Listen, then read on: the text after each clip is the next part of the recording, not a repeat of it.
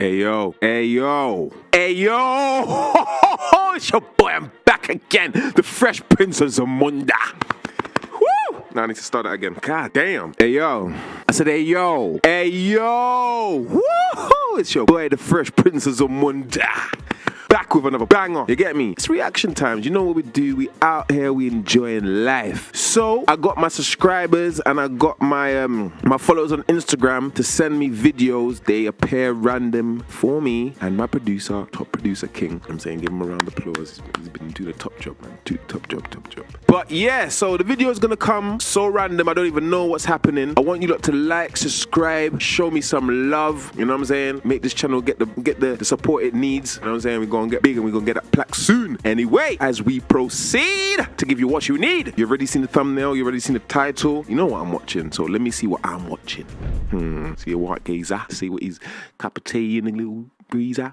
Do you ever see those Forbes 30 under 30 lists, and they might make you feel a bit down, as there seems to be at least 30 people on the planet who are under the age of 30 and doing a... Alright, so as we start, we're talking about Forbes. Now, unless you've been living under a rock, Forbes is like the mecca of rich people. And they want to write down what their accolades are, what their net worth, and who's the richest and that. So now, it appears to me that they're talking about 30, the top 30 under 30 Forbes list. Unfortunately, I'm not on that list. Not because I'm not rich, but because I'm not under 30. But even if I was under 30, I still wouldn't be on this list. God damn, blame my mother and my dad. Better than you are. Well, don't feel too bad, because maybe you would have been number 31 on the list. That's just the cruelty of cutting it off at 30. The people on the list, though, the ones who did make it, they probably just have more promising careers than you do. They'll have garages with Lamborghinis. Do they have a more promising career than me, bruv? What are they talking about, bro? This is me right here, bruv. This channel, bro, it's gonna grow, right? I'm gonna be on the Forbes under 40 list. Just make one for me, man. And books, while you keep all of your books in your house because that's where you thought they were supposed to go. One reason not to feel so bad is that as you dig back through some of the old 30 under 30 lists, you'll start to notice a bit they're broke or something. A pattern. A lot of the winners, in fact, often the ones that seemed most impressive at the time, seemed to end up going to prison, which probably wasn't their goal. Who knows, maybe they... Bad boy, bad girl. What did they do? Went on to become hugely successful prisoners, amassing a huge collection of cigarettes, which are the cryptocurrencies of prison. But sadly, things seem to have really fallen apart for many of the Forbes 30 under 30 over time. So who am I talking about? Well, my man tried to take the piss there, you know. My man said, listen, like some of these people here that was on the 30 list, yeah, bruv, they're in jail and they're on the Forbes jail list. Oh, they got cigarettes now. Bruv, you could have that, mate. I want the pee and the, you know what I'm saying, the money. In years, we've seen crypto hobbit Sam Bankman-Fried make the list. He was listed in 2021, along with a bunch of people with junior roles at banks. It makes you wonder who exactly puts these lists together. Yeah. Oh, I guess that explains a lot. When I noticed the pattern of criminals and banking juniors, I was excited to read the profiles of the 30 under 30 criminals. After all, these profiles had been written right before everything had gone wrong.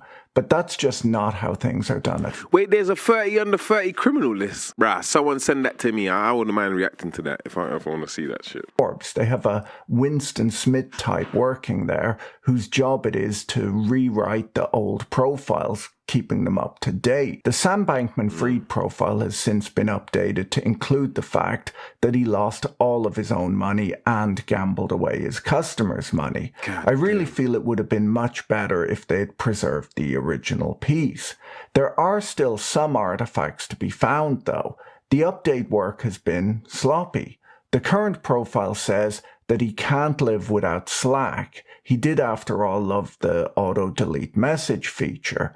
And it says that his dream mentor is Elon Musk. I'm sure they'll update that again in the future, listing his favorite prison food and that his dream mentor is DB Cooper.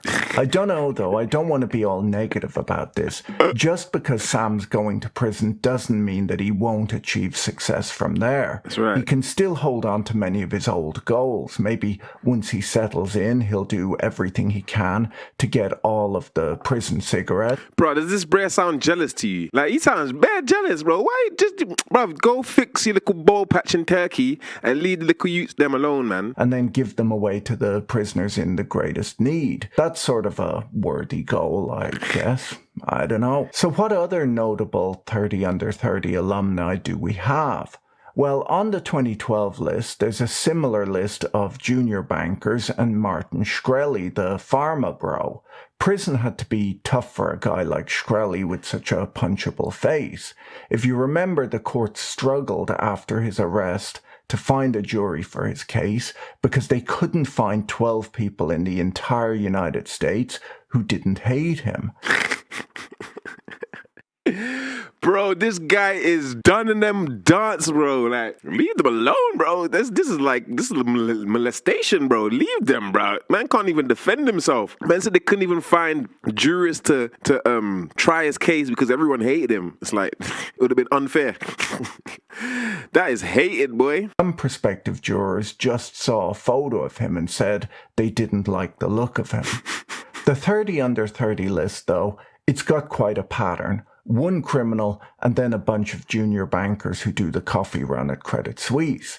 You need to either be under investigation for a federal crime or good at knowing the difference between a flat white and a latte to make this list. No, but can I be honest though? Like, they every time money comes to you nice, people always want to know how you got it, why you got it, why you didn't have to earn 70 years like me in order to get where you got to. As if everyone ain't got YouTube to sit down and watch how to get rich or how to do this or how to do that. Or, bro, it's 2023, bro. Like, if you're not doing something that elevates you to that spot, then that's your decision. There's perfectly good avenues for you to get it in this day and age. So I don't want to hear no excuses from none of you lot. You get me? None of you lot. As you look at the list of people being praised by Forbes, you wonder if their criteria is to search for people with criminal tendency, and then they keep finding the occasional master criminal each year and a bunch of people who weren't very good at crime and so decided to get day jobs instead. If you've made it onto this list and you are not a junior associate at an accounting firm, odds are you're going to prison in the next 6 months or so. In fact, as soon as the people from Forbes call you up to let you know that you've made the list, you should probably start trying to secure a fake passport, as if you've any sense you'll be going on the run any day now. I was just about to say that, bro. Said one of these lot, yeah, like, bro, imagine when Forbes call you, so they're ringing on the phone, yeah, they're like, yo, listen, this is Forbes. We're looking to put you on the list. You're thinking, bruv, have I even paid my taxes for the last 3 years? Boom, have I done that? Have I done this? Have I done that? Because you know the spotlight is going to be onto you now, bro. Because now, not only are you peed up, yeah, now you got a target on your back because everyone knows you're peed up now. They're like, yo, listen, what? Forget about Gregory, bro. He done this and da-na-na-na-na-na. You up da-na-na-na-na-na-na. Bro, they're ready to let your files loose, bro. That's how it is in this world. So who else made the list? Well, in 2022, months before their downfall, Caroline Ellison and Sam Trabucco of FTX made the cut. They had to share a spot, though, meaning that it was actually the 31 under 30 in 2022. I guess you weren't actually 31 on the list then. Caroline Ellison holds the honour of being the only wood nymph to ever have been included on the 30 under 30 list. I'm told it was a huge deal in the wood nymph community at the time, but apparently they just don't talk about her anymore. They're trying to move on from that. The rest of the list was just associates at Bank of America and AIG, office juniors who hired a PR aide. Hey, this bear's a comedian, bro. Now, while Elizabeth Holmes never officially made the 30 under 30 list, she did headline the Forbes Under 30 Summit, so I think she deserves an honorary mention here too. Trevor Milton, the bargain bin Elon Musk, was also on a 2020 Forbes list called 12 Under 40, which listed the youngest billionaires on the Forbes 400. Damn, bro. To get on that list, you gotta be a billionaire. Flipping heck, mate. I'll never get on that list. Blurb reads, Trevor Milton, the 38-year-old college dropout behind zero-emission truck maker Nikola Motors, joins the ranks of America's richest millennials after tripling his net worth in less than a year. If you don't remember, Nikola, which was named after Nikola Tesla because the name Tesla had already been taken, I told you this man's a comedian. Famously made a demo video of its truck rolling down a hill where the camera was tilted to make it look like the prototype was actually driving under its own power. I joked at the time that they named the company after the wrong scientist. They should have named it Newton. After all, it was the world's first gravity-powered truck. Trevor Milton has since been convicted of fraud and is awaiting sentencing. The newest member of the Forbes Hall of Shame is Charlie Javice, who last week was charged by the Justice Department with falsely and dramatically inflating the number of customers of her company, Frank, in order to get JP Morgan Chase to overpay for it. Bro, can I say something though? They're charged. They're not convicted. So you're talking like they're guilty already, bro. Bro, these people, they have the right to their fair day in a court, fair trial. So let's give them the benefit of the doubt, man. We don't know what she did. They're assuming that she did that. Charlie founded her company, Frank, to help students apply for college financial aid in 2017, when she was just 24 years old. By 2019, she had been named on the Forbes 30 Under 30 list. She described her company as like Amazon for higher education, a phrase that makes absolutely no sense whatsoever. It's kind of like saying my company is the Tesla of pencils. Oh, are they electric full self-writing pencils? No, they're just pencils.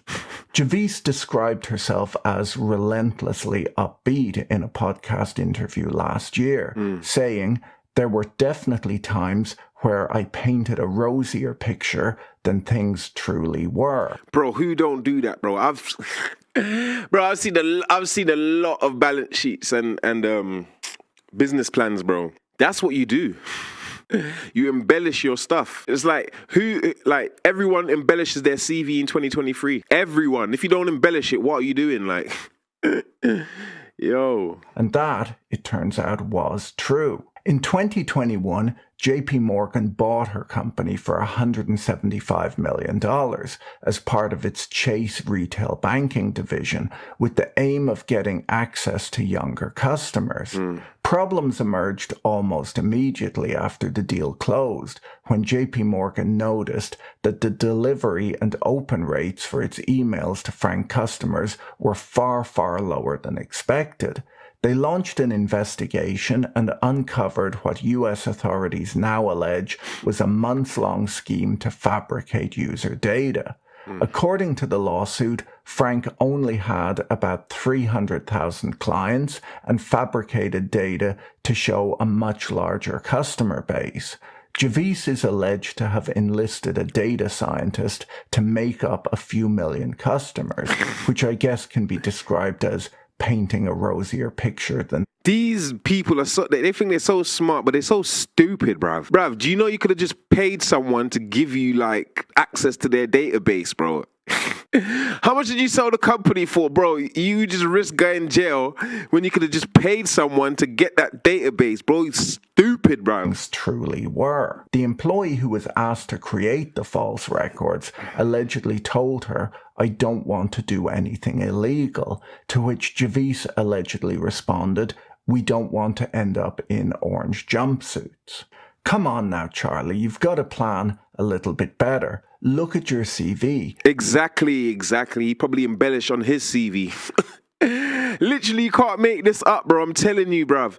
Listen, There's so many databases out there that access to little to under 18, under 21 young people, whatever. You could get that, bruv. It can't be that expensive for a million people information, bro. It can't be that expensive. It's less than 10 cents, bro. You could probably buy someone's information for, bro. Like, not the whole full thing, but just like part of it for a database, an email database. Come on, bro.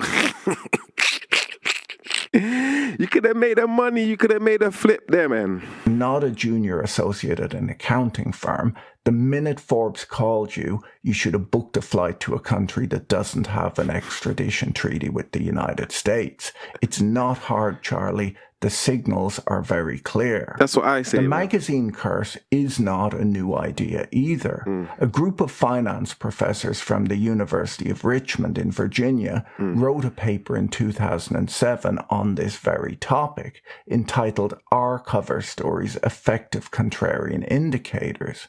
Before I dig into that, though, let me tell you about today's video sponsor, Incogni. Every year, Hold on, let's answer that question. Finance professors from the University of Richmond in Virginia wrote a paper in 2007 on this very topic, entitled Are Cover Stories Effective Contrarian Indicators? Are cover stories effective contrarian? I would like to say no. Before I dig into that, though, let me tell you about today's video. I would say no. Sponsor, Incogni. I'll say you do what you're doing anyway, you know? Like, people are going to do what they're doing anyway. Every year, the absolute number and the scale of data breaches worldwide are rising. There were 68% more data breaches in 2021 than the year before.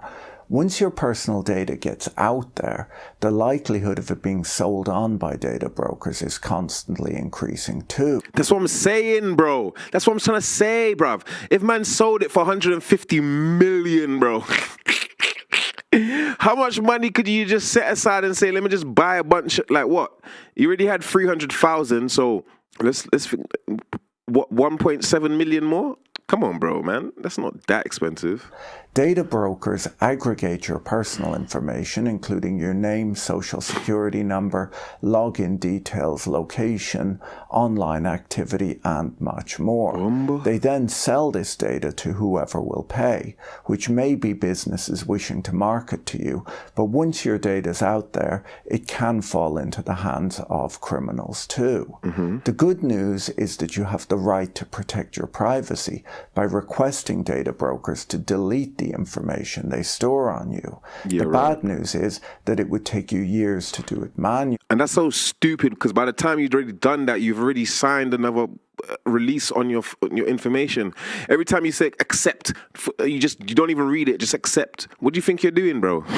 You're giving another company permission to do it. So it's like Incogni reaches out to data brokers on your behalf, requests your personal data removal, and deals with any objections from their side. Sign up for Incogni by using the link in the description. And you know what's funny? He's talking about these lot going to jail for something, and on his channel he's advertising straight in between it or straight after it the way to get out of it. Like, they could have just tapped into a database. What is wrong with these people, bro? Below, the first 100 people to use the discount code BOILE will get 60% off Incogni. There's an old story that Joe Kennedy, a legendary stock manipulator, dumped all of his shares right before the 1929 stock market crash, saying, you know it's time to get out when the Shoeshine Boys start giving you stock tips. Shoeshine Boys were the finance YouTubers of the Roaring '20s. Yeah. Wait, what? No.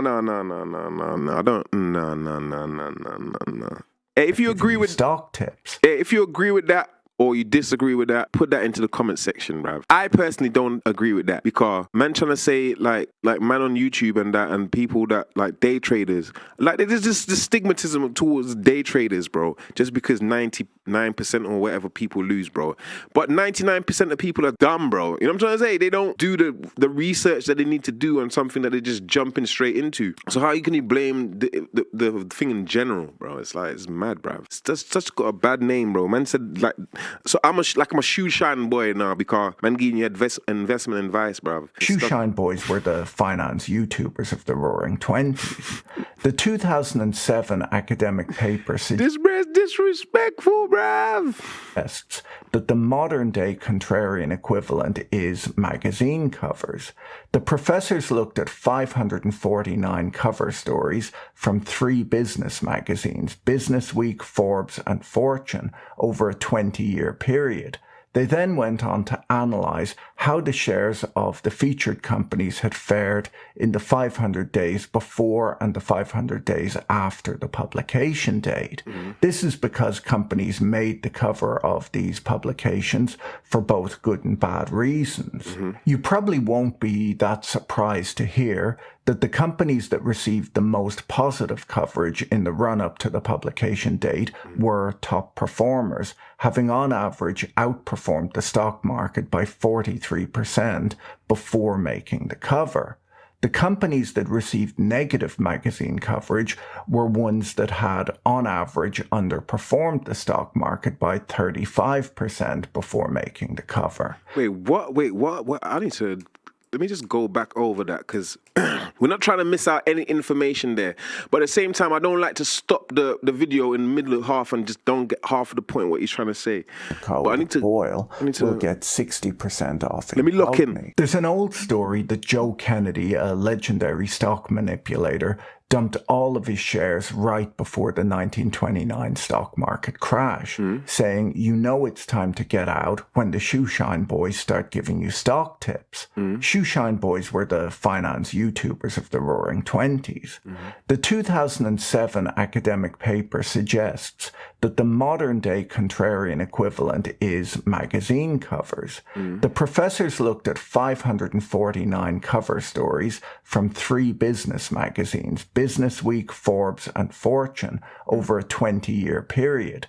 They then went on to analyse how the shares of the featured companies had fared in the 500 days before and the 500 days after the publication date. Right, so basically what he's saying, these guys, they took a look at free financial magazine covers, free financial magazines. And he's saying the companies that were featured on the front cover, what were the results of their stock? I think he said 500 days before and 500 days after the publication of that magazine. So what we're trying to get to now is the advertisement from these free magazines a good thing or a bad thing towards these companies that get advertised on them? And is it worth doing or is it worth not doing? So I think that's what we're trying to get a gist of right now. This is because companies made the cover of these publications for both good and bad reasons. You probably won't be that surprised to hear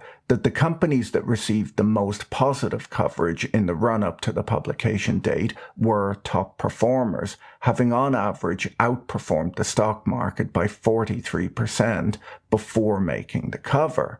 The companies that received negative magazine coverage were ones that had, on average, underperformed the stock market by 35%. You see, and that leads on to my point of what the question was before, because it's like, as a business, you're already heading in that direction. If you're starting off nefarious, you're going to end nefarious. Like, do you know, like, kind of like you're heading there anyway. Sooner or later, someone would have caught you, or sooner or later, you would have got the praise for being such a good business. Like, you don't need Forbes, like, to do a little advertisement on you in order for you to be big. Before making the cover. The academics discovered a reversal of fortune. But then again, I'm thinking about it now. Some dumb traders, they'll sit down and watch a magazine and they will see like a company. They'll be like, oh, this magnificent company, like this guy, you done. And they'll put money into the stock, not knowing like, bro, they already hit their high. Rich people are looking to sell at this point. Tended to occur after the articles were published. The high flyers period of outperformance came to an end, and the beaten down stocks went on to beat the market after the publication date. As the authors put it, Positive stories generally indicate the end of superior performance, and negative news generally indicates the end of poor performance. Didn't I just say that? That's what I'm trying to say, bro. Some people, when they look at the stock market, yeah, they might hear a story like, oh, Tesla's done really good in the news and that. And that's when they want to put money in Tesla. Are you mad, bruv? Are you mental, bruv?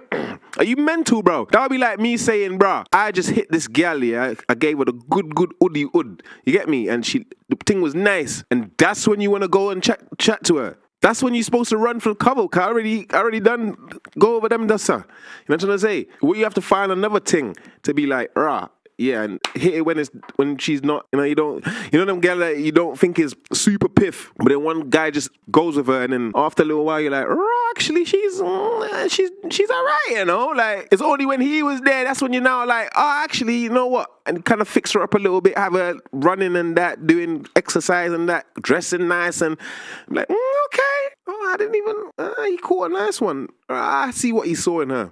Like that. Like, bro, you can't go into a stock late, bruv.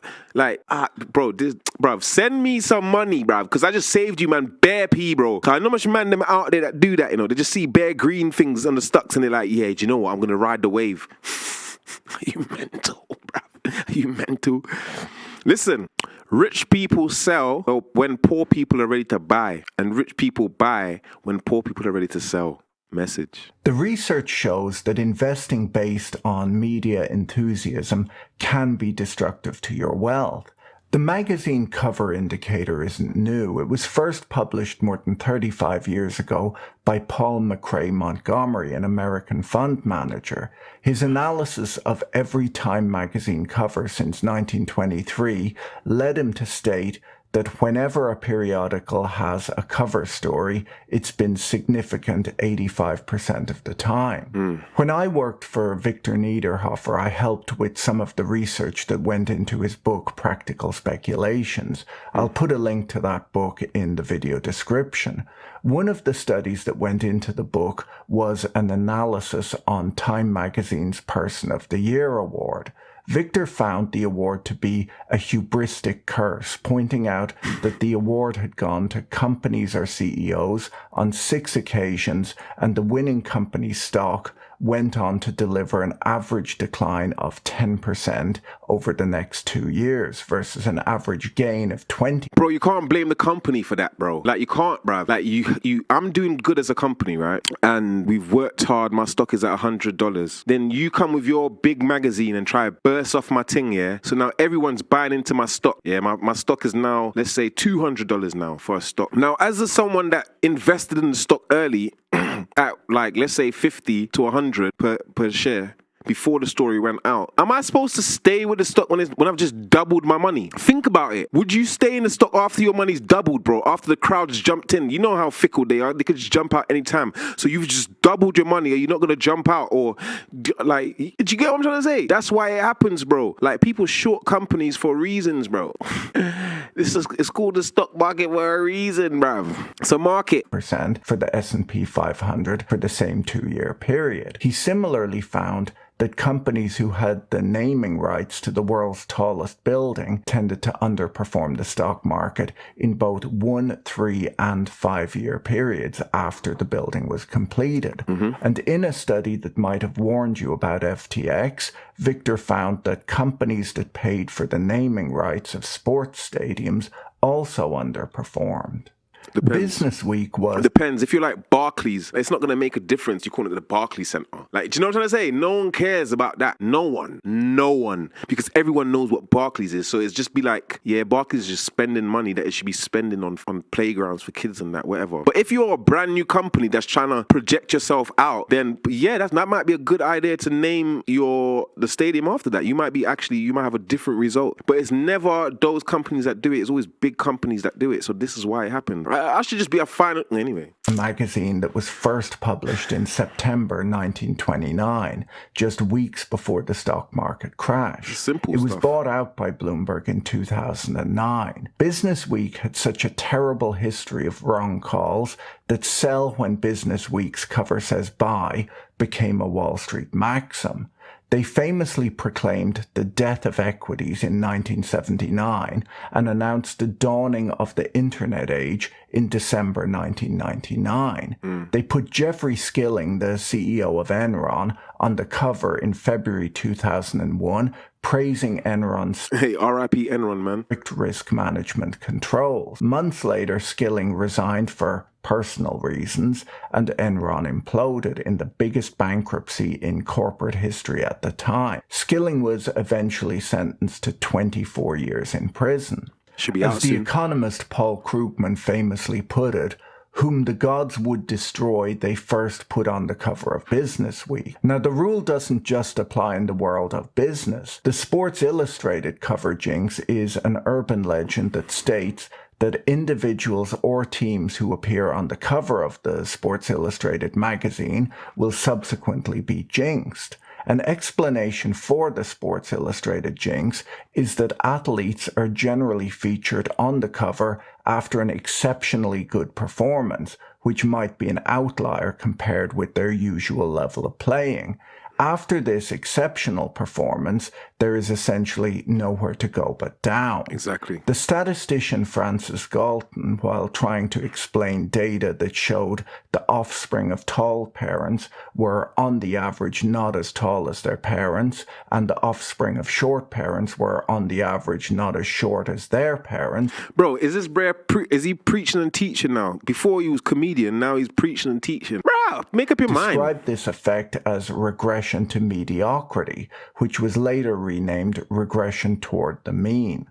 Chris Backey, a tech entrepreneur, tweeted last week that the Forbes 30 Under 30 have collectively raised $5.3 billion in funding. Jeez. And the Forbes 30 Under 30 have also been arrested for frauds and scams worth over $18.5 billion.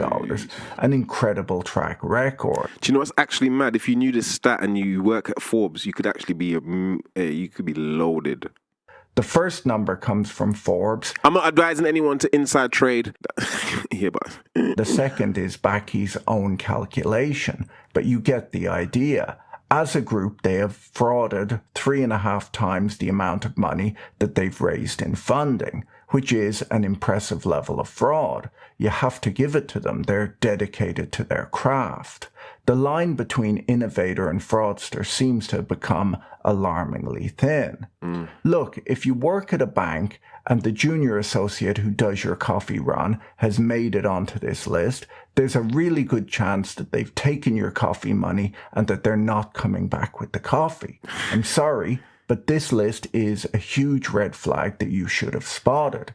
If your name has appeared on the Forbes 30 Under 30 and you're running some sort of criminal conspiracy, it might be time to start planning your escape. this is what I don't like though, because it's like this is this is what I'm talking about in terms of the attitude of like the Western world. They promote this capitalist democracy kind of thing where, you know, if you work hard, you make money and you get out there and you do your thing. And then you save some money for your kids and they don't have to work as hard as you. But whenever that is the case, or we confront or we meet that head on and we see that like in our observing the natural world that we so choose to navigate, we always get onto them people. We're so cynical of those people. We so hate those people because we're not doing what they're doing.